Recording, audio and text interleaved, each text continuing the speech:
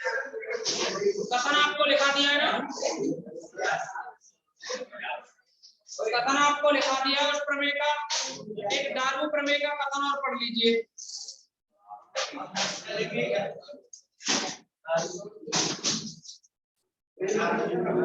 Darboux प्रमेय का कथन लिखाया था आपको, उसको और पढ़ो।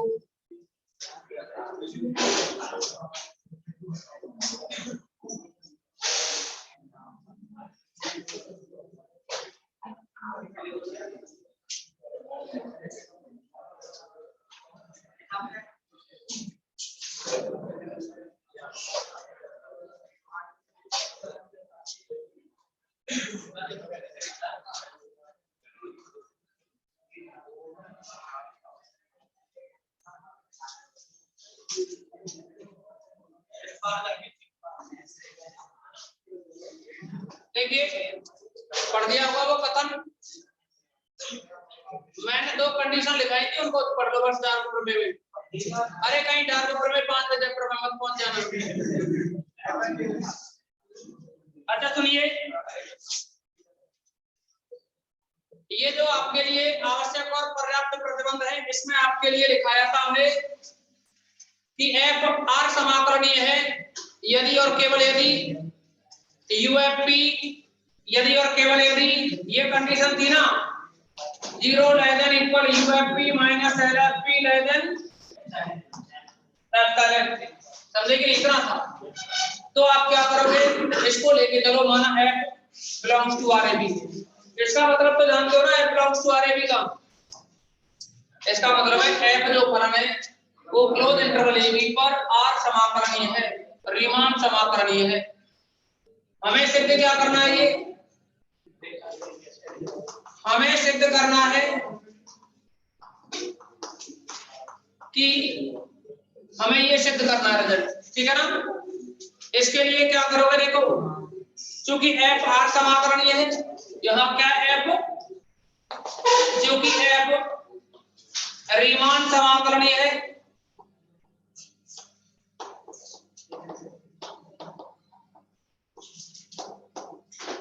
तब क्या होगा अगर रीमान समाकलनीय है तो अपर रीमान इंटीग्रेशन और लोअर रीमान इंटीग्रेशन बराबर होंगे। तब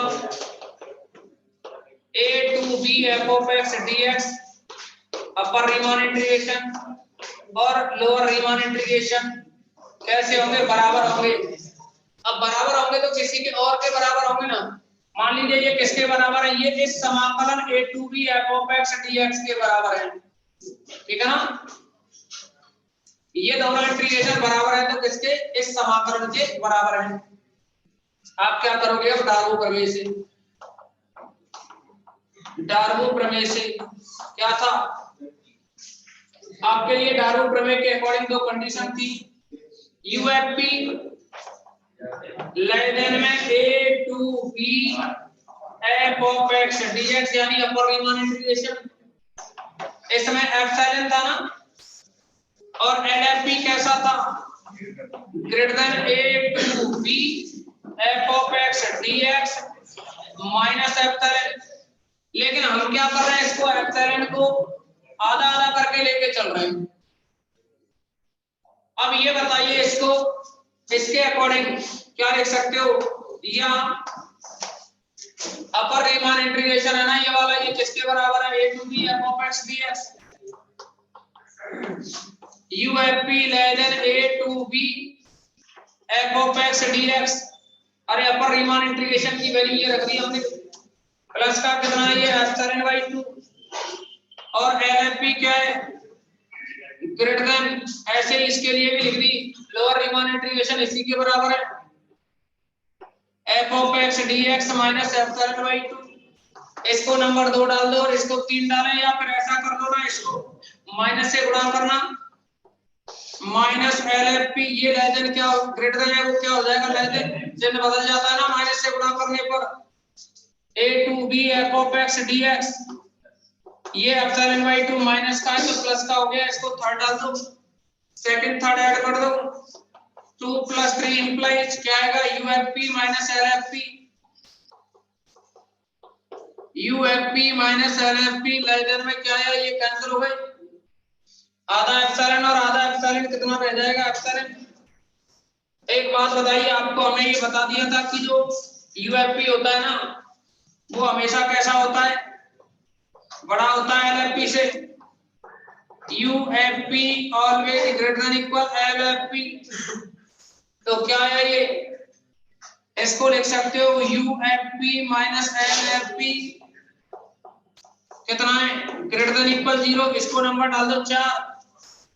तो देखिए इसमें एक तो ये रिजल्ट बना, इसको डाल दो 4 और इसको डाल दो 5। 4 व 5 से कितने से, 4 व 5 से क्या बनेगा। देखिए जो यूएफपी माइनस एलएफपी है ना, यूएफपी माइनस एलएफपी कैसा है, यूएफपी माइनस एलएफपी 0 से बड़ा या बराबर है, लेकिन यही यूएफपी माइनस एलएफपी एप्सिलॉन से छोटा है, लेस देन एप्सिलॉन हो गया एक तरफ से प्रूफ। अब इसका विलोमतय भी तो सिद्ध करना है ना। विलोमतय में क्या करोगे, विलोमतय माना 0 less than equal UFP minus LFP और कितना लेस देन में एप्सिलॉन। इसको कोई नंबर डालना है क्या, 6। अब देखिए UFP minus LFP less than epsilon number 6 डाल दिया। हमें क्या सिद्ध करना है, हमें सिद्ध करना है कि F belongs to RAB। अर्थात इसके लिए क्या सिद्ध करोगे, लोअर रीमान इंटीग्रेशन और अपर रीमान इंटीग्रेशन कैसे हैं, दोनों बराबर।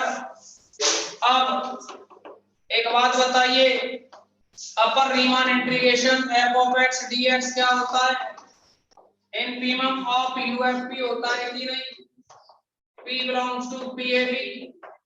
कोई दिक्कत तो नहीं किसी को, यही तो थी डेफिनेशन इसकी, है ना। अपर रीमान इंटीग्रेशन की डेफिनेशन लिखी, यानी सभी जितने भी ऊपर परिबंध हैं उनमें छोटे से छोटा मान क्या होता है, ऊपर रीमान समाकलन। अब एक बात बताइए, यहाँ ये जो अपर रीमान इंटीग्रेशन है वह क्या है, जितने भी यूएफपी है उनमें छोटे से छोटा मान इसके बराबर है, तो फिर बाकी के तो सारे यूएफपी कैसे होंगे, बाकी के सारे यूएफपी इससे बड़े ही होंगे। नहीं समझे, जब जो यूएफपी है उन यूएफपी में छोटा वाला जो यूएफपी है वो इसके बराबर है, तो इसका मतलब हुआ इधर सारे यूएफपी क्या है, इससे तो बड़े ही होंगे। ऐसे ही क्या करोगे, अच्छा देखो अब इसको कोई नंबर डाल दें क्या, इसको नंबर डाल दो 7 तथा ऐसे ही लोअर रीमान इंटीग्रेशन क्या है, लोअर रीमान इंटीग्रेशन क्या है, supremum of LFP P belongs PAB क्या बनेगा, ये बनेगा। यहाँ देखिए lower Riemann integration f of x dx क्या है, एलएफपी में जो बड़े से बड़ा है, सुप्रीमम यानी बड़े से बड़ा एलएफपी, बड़े से बड़ा एलएफपी है वो इसके बराबर है। इसका मतलब बाकी के तो फिर कैसे होंगे, इस वाले से छोटे ही होंगे ये एलएफपी, समझे कि नहीं।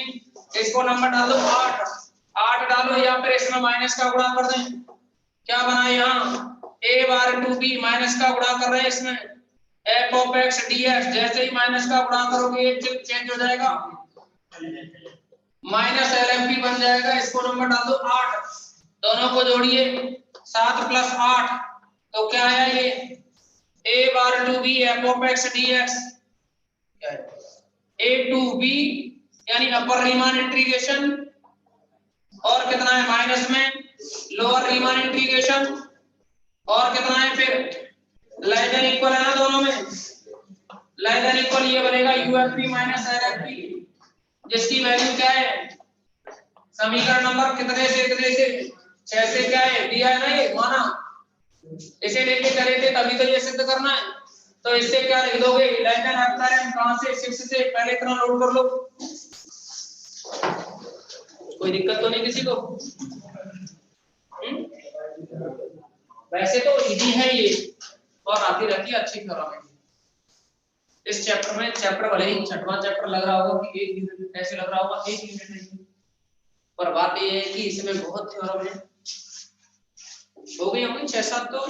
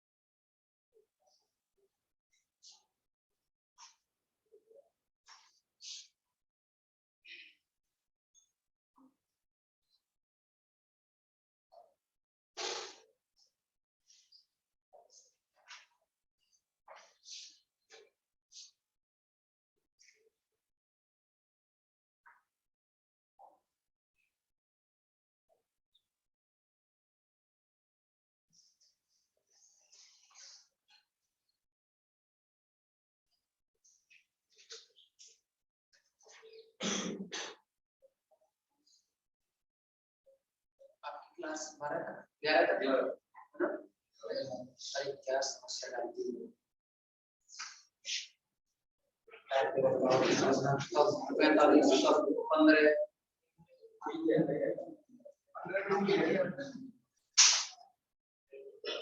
15 मिनट का लग रहा है।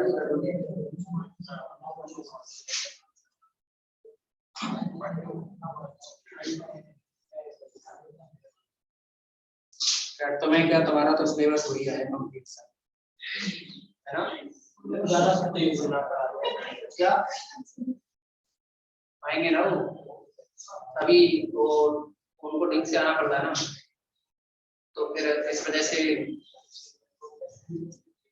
यानी थर्ड की क्लास आएगी अभी 14 तारीख से या 15 से, जो भी है 14 से ही आएगी।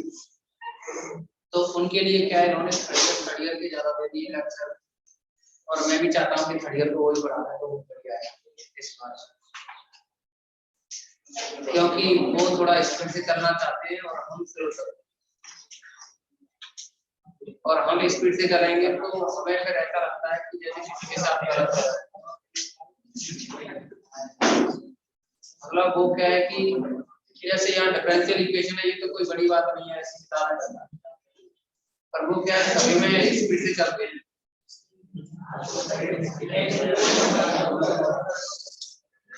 डेढ़ घंटे की क्लास से वो लगभग फ्री कर देंगे।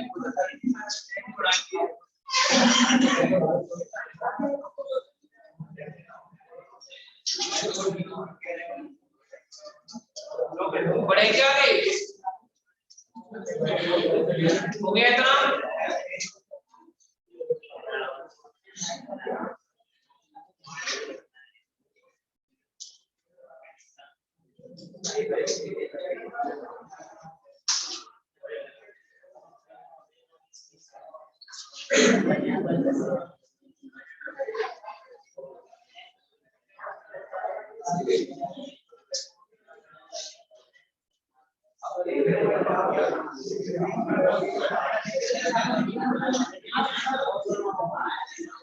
सुनिए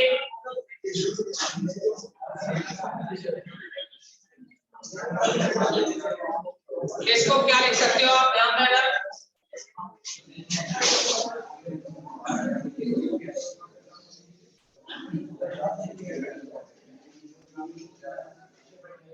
कितना बन जाएगा उसके अकॉर्डिंग,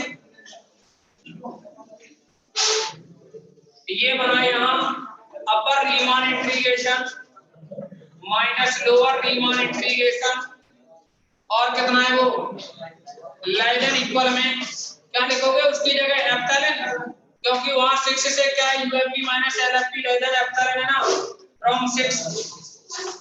अच्छा ये क्या बन जाएगा फिर, एक और रिजल्ट आपको दिखाया था हमने, या एप्सिलॉन क्या है स्वेच्छ है, क्योंकि एप्सिलॉन कैसा है स्वेच्छ है, तब एप्सिलॉन टेंड्स टू 0 लेने पर, और जैसे ही एप्सिलॉन टेंड्स टू 0 लेंगे तो क्या बन जाएगा, ये था लोअर रीमान, नहीं गलत लिख दिया,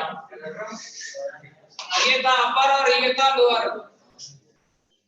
अपर Riemann integration minus lower Riemann integration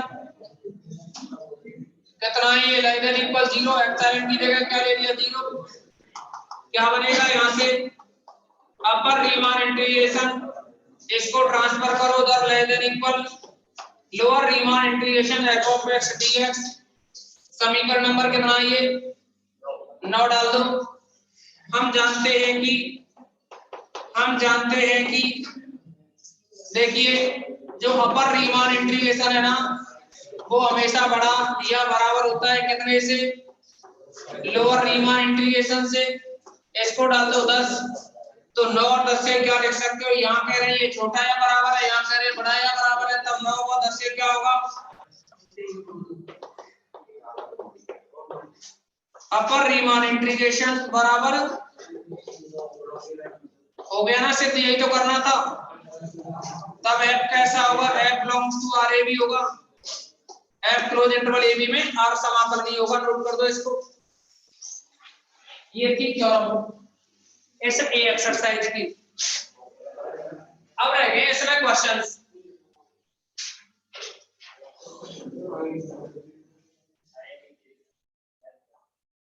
class हो गई आईआईटी की, क्लास लेने आते हैं क्या एक आध आईआईटी वगैरह?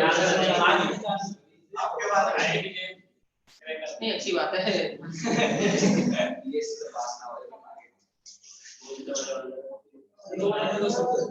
उसमें तुम्हें आपको आईआईटी वगैरह के जो क्वेश्चन करा रहे होंगे ना वो जैम से रिलेटेड करा रहे हैं।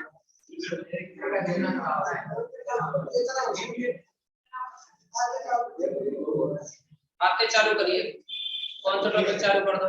देखिए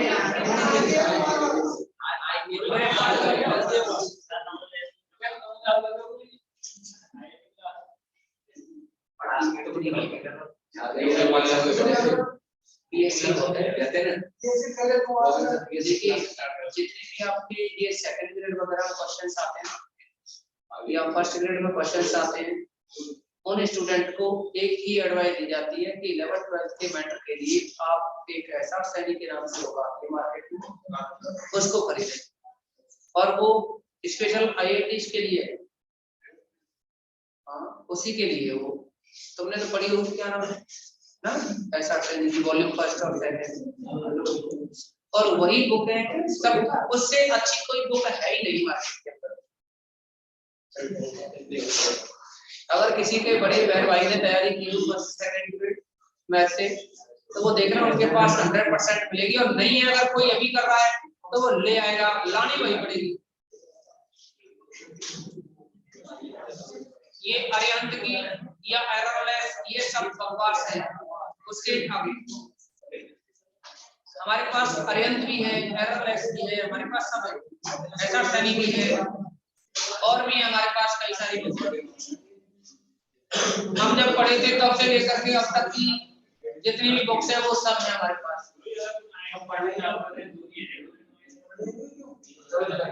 इसको भी तो होना चाहिए, आप कहाँ तेरे को दिख रहे हैं?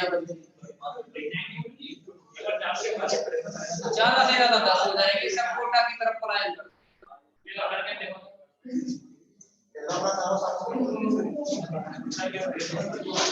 ऊपर से टाइम का भी थोड़ा कम रहता है, अगर ऐसा करते हैं तो छुट्टियों में देखेंगे, अगर विचार बनाया तो।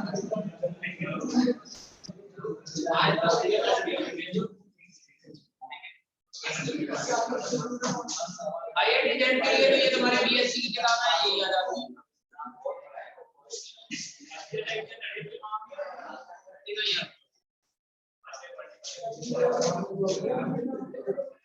अब करिए सिलेबस के अकॉर्डिंग एंट्री एग्जाम भी आती है, डिस्ट्रिक्ट भी आती है,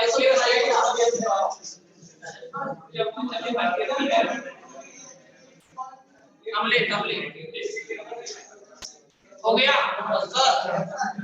अब इसमें लिखोगे, ये तो थ्योरम कंप्लीट हुई, कुछ इंपोर्टेंट बातें लिख लो। क्लोज इंटरवल ए बी लिखो, क्लोज इंटरवल ए बी के एन विभाजन बिंदु निम्नानुसार होते हैं। क्लोज इंटरवल ए बी के एन विभाजन बिंदु निम्नानुसार होते हैं या निम्न प्रकार होते हैं।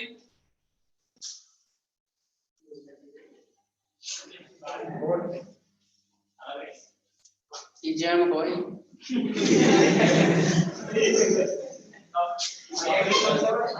आईआईटी जैम को क्वेश्चन है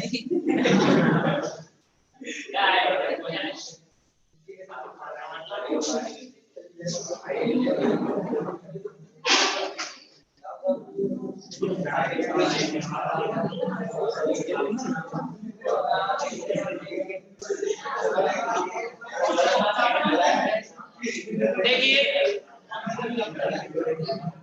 क्लोज इंटरवल ए बी के एन विभाजन बिंदु किस तरह से होते हैं, इसको समझें। अच्छा मैं आपको एक बात बोलूं, आपके लिए मैंने लिखाया था कि प्रत्येक अवकरणीय फलन कैसा होता है, सतत होता है, किंतु सतत अवकरणीय होता है क्या? जरूरी नहीं है, हो भी सकता है। ऐसे क्या है, प्रत्येक देखिए सांतत्य अवकरणीयता और असमाकरणीयता, इनके लिए लिखाया था हमने 3 कंडीशन लिखाई थी, तीनों की तीनों समझा दी कि हमने लिखा था कहीं तुमने। लिखा है था प्रत्येक सतत फलन क्या होता है, 8 समाकलन ही होता है। लिखी हुई थी ना? नहीं है तो कोई दिक्कत नहीं, आगे थ्योरम आएगी, टेंशन नहीं। समझाया था बस, आप कुछ लिखा है नहीं, थ्योरम आएंगी आगे। ऐसे ही अपकरणीय फलन भी कैसा होता है, सतत होता है, सॉरी 8 समाकलनीय होता है। सतत तो होता ही होता है पर 8 समाकलनीय भी होता है। ये दो थ्योरम आएंगी आगे चल के, 6वें चैप्टर में आएंगी। अब सुनो, इसमें हम बात कर रहे थे क्लोज इंटरवल ए बी को n भागों में कैसे बांटते हैं। तो सबसे पहले ये देखो कि अगर हम कोई इंटरवल दे दें आपको, कितना हमने दे दिया 2 3, और इसके 5 भाग बनाने हो आपको, कितने 5। तो क्या करेंगे देखो, या तो ए बी के लिए समझ लो, पहले व्यापक समझ लो, व्यापक ए बी के जो n विभाजन बिंदु होते हैं ना, वो कैसे लिखे जाते हैं। ए लिखोगे, इसके बाद ए में जोड़ोगे कितना, n विभाजन बिंदु बनाने हैं तो b में से a घटाओ b माइनस a, और n का भाग लेके इसमें जोड़ दो b minus a by n। फिर क्या करेंगे यहाँ, इसके बाद अगला a plus b minus a by n में 2 से गुणा कर दो, फिर क्या आएगा a प्लस 3 का गुणा कर दो b minus a by n। ऐसे ही क्या आएगा, ये a plus r minus 1 b minus a by n। r Y interval के लिए बात कर रहे हैं, r माइनस 1 के बाद क्या आएगा r b minus a by n, और ऐसे ही लास्ट में क्या आएगा, ये b। ये बनता है।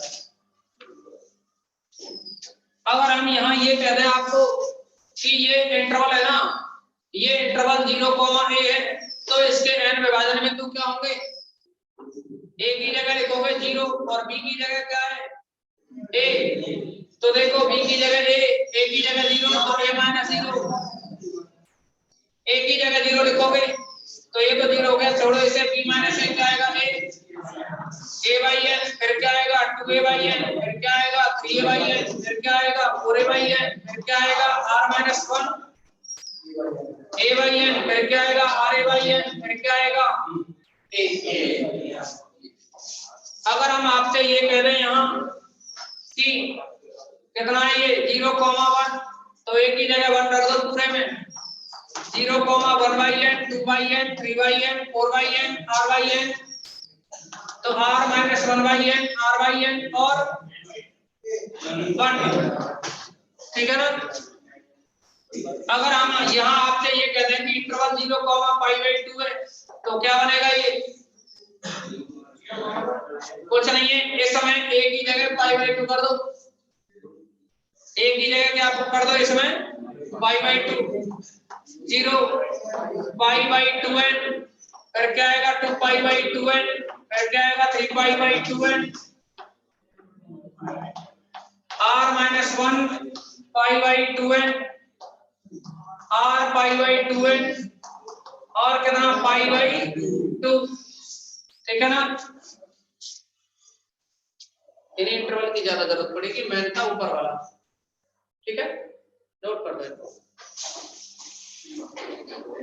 ये बीच बीच में आप मेरे पूछना मत तो कि क्या है कैसे है, मतलब बीच बीच में, मतलब जब सवाल कराएंगे ना तब मत कहना कि साहब आया कैसे। मैं जब भी लिखूंगा, मान लो मैंने ये लिख दिया, फिर ये मत कहना आया कैसे, ये यहाँ आ गए ना सब कि कैसे आई।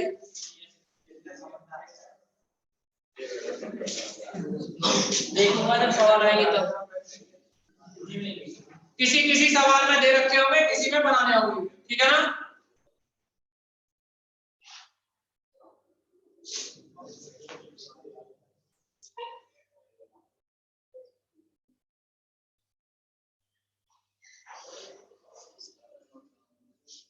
आज केमिस्ट्री का पेपर है बच्चों का, है ना। ऐसा नहीं हो कि इसको भी आउट ऑफ सिलेबस दे दें, फिर इससे 13 को मैथ का करवाएंगे, फिर 13 के बाद कहते हैं कि अब 20 का केमिस्ट्री का आउट ऑफ, है ना।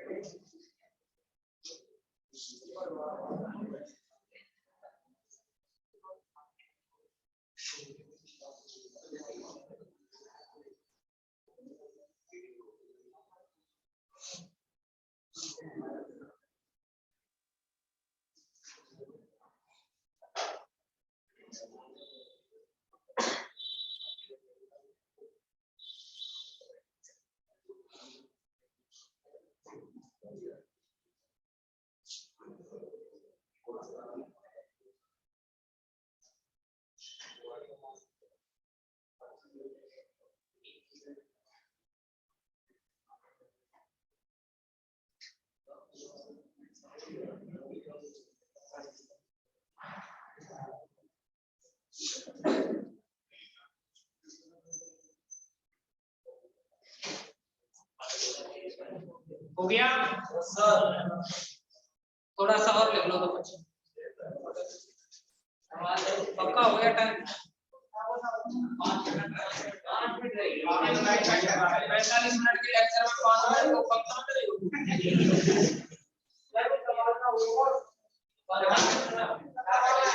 क्या 4 में किसमें 6 में 6 की ए में सब करने बिल्कुल करने और तो पहले एग्जांपल करो मैंने कहा क्या दिया तुमने किसी से सवाल में जाओ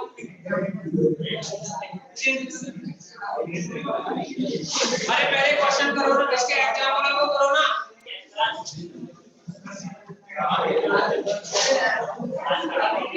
अरे इनको और लिख लो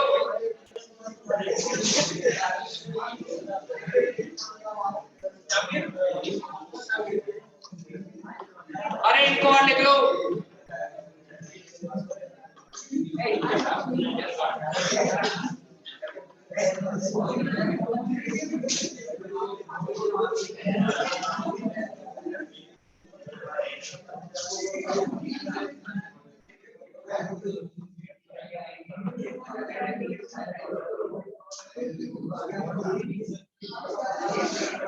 बताएंगे इसके बारे में जानते समय पर फिर भी दिखा दिया हमने क्योंकि आगे नहीं जानते